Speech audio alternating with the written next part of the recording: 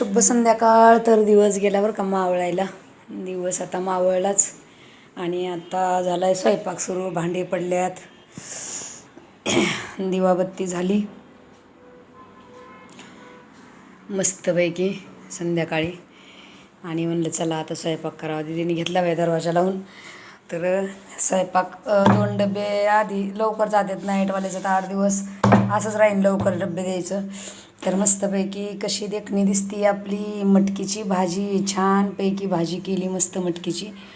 आणि बारीक गॅसवर आहे ना, थोडीशी हे होऊ दिली ना, शिजवून दिली ना, तर एकच नंबर तरी येते मस्तपैकी आणि छान लागते. तर बारीक गॅसवर चालली होती आत्तापर्यंत. आणि इकडं झाला आहे भात. तर डाळ टाकून भात केला आहे दीदीनं. आणि आता चपात्या करायच्या. एवढ्या कशा उंडे तोडून ठेवलेत मी. म्हणते हे काय खेळ आहे तर काय करणार.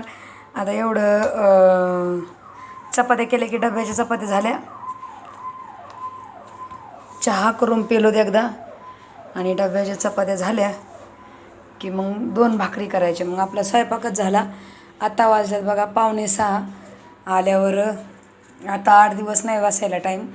आल्यावर लगेच स्वयंपाकाला लागावं लागतं. कारण मग आवीला जायचं असतं नाईटला. आणि 2 डबे नाईटचे येतं, त्यामुळं ते डबे बी म्हणजे नाईटला 4 डबे आहेत तसे 4-5. पण आज त्या वरल्या पोरांचे 2च डबे येतं आणि कंपनीतले 2 असे 4. तर आता चला म्हणलं आपलं करून घ्यावा भाजी चपाती आणि मग आपलं आवरायला मोकळं. 7 वाजता तर सगळं काम आवरतं मोकळंची मोकळं. तर मस्तपैकी छान भाजी झाली. आता उतरून ठेवते इकडं आणि चालू देते आपला स्वयंपाक चपात्याचा. काय करायचं मग, करावं लागतंय